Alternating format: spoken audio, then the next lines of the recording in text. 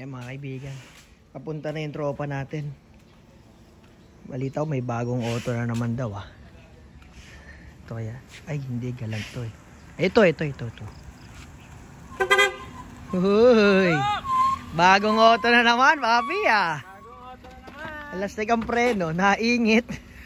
Solid to, may nakamakina to. Ano makina? Black top supercharge.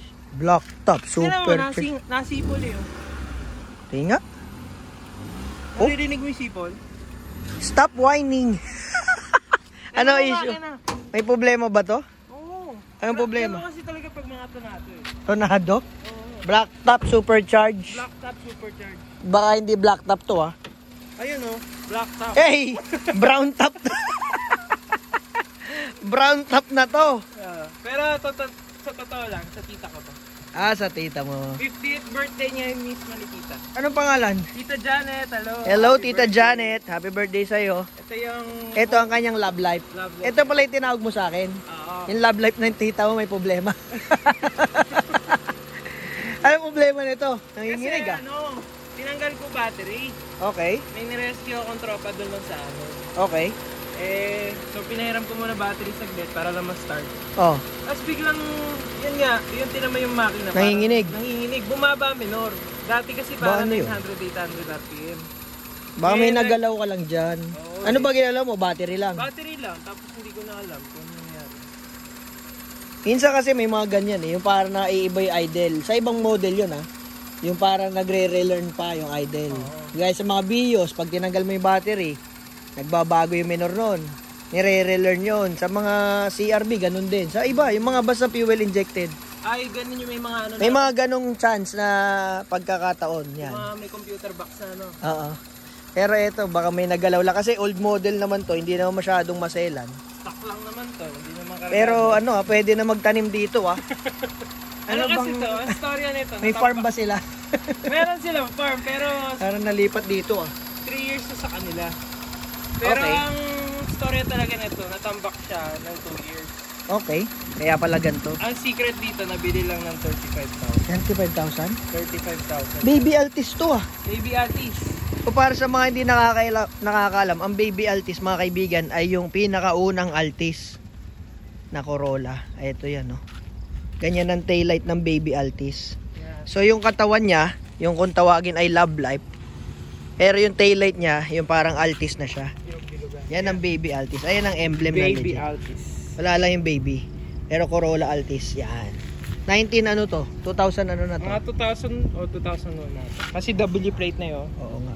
Parang kasabay ng mga SIR. Oh, nice to ah, sariwa ah. Sariwa. Parang yung big body nyo no?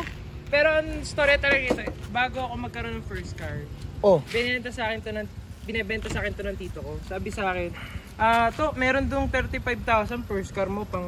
totoo? ano, Ba't di mo nabili? Eh, tatay ko, sabi, madami sira yan, sobrang mura eh. Ano Sayang. ginawa ng tito ko? Oh, Pinalitan lang ng battery. ko. Umaandar na. Eh, tsaka sariwa. GLI. Tinan mo naman. Medyo madumi lang ngayon. Mahilig kayo sa aso, no? Personal use. Kasi yung manibela nyo, Labrador eh. Pero meron nga silang Labrador na ganyan. kulay. Labrador eh. Oh. Buhay pa naman. Buhay pa. Medyo Oh, sariwa to. yan, 143 na tinakbo. 147. Automatic pa. Automatic, kaya hindi to So, X-Taxi. top of the line. Top of the line, GL. Oh, wala naman X-Taxi na ganito na matic eh. Puro manual, tas 2E ang makina. Hindi na madalas. Ganda oh. Si tita lang talaga nagamit nito. So, ito yung papunta na siya nung Altis na modelo, no? Oo. Yung model na to. Kulit ah. Siguro pag tinanggal to seat cover, ang ganda nito. Malalaman. Mukhang sariwa eh. Double pa yung ano, may Labrador, meron ding leather. So, yung minor mo, bumabagsak. Dati talaga nandito yan eh, sa baba lang 800 ang normal nito eh. Oo, 800. So, baba niyan. Lakas pa naman ang aircon nito. Madalas niyan, siyempre, checkin muna natin makina.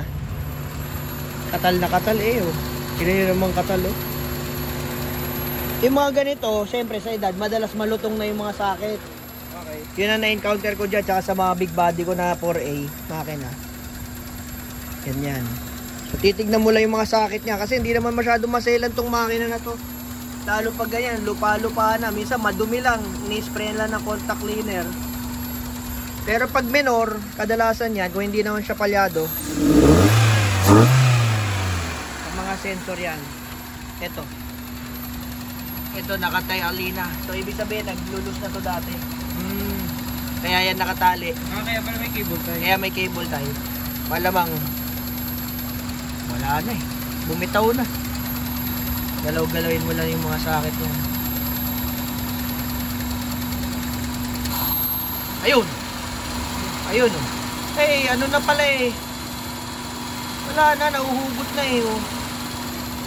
Ayan, nag-iiba minor oh. Pag ayan oh, pahinga mo. Tapos may mga ano na, putol-putol na pinagdugtong. Disconnection lang to. Ayan oh, nag-iiba minor oh. Bumababa, tumataas. Baka may putol na wire dito sa gitna or sa socket. Ayan, tumaas ang minor, hindi nakatalo. Tignan natin dito.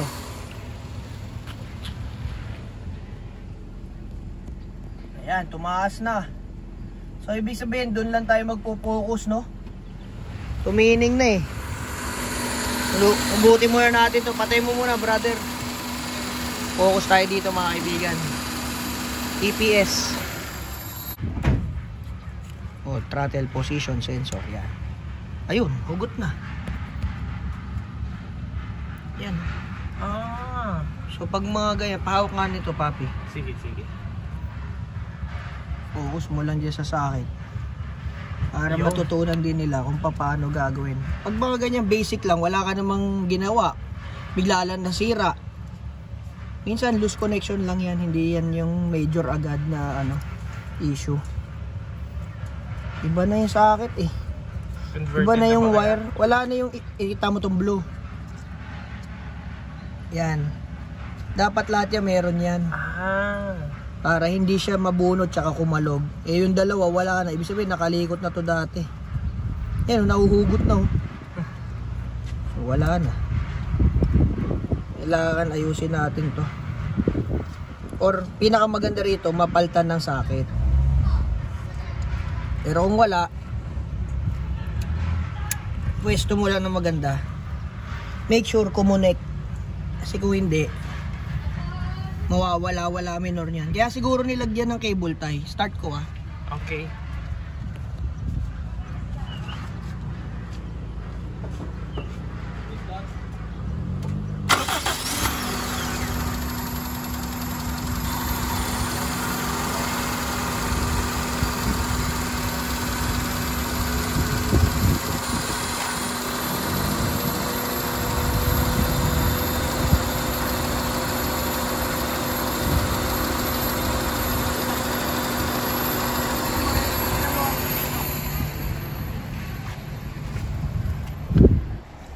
Kanina 500. Ngayon 750 to 800 na.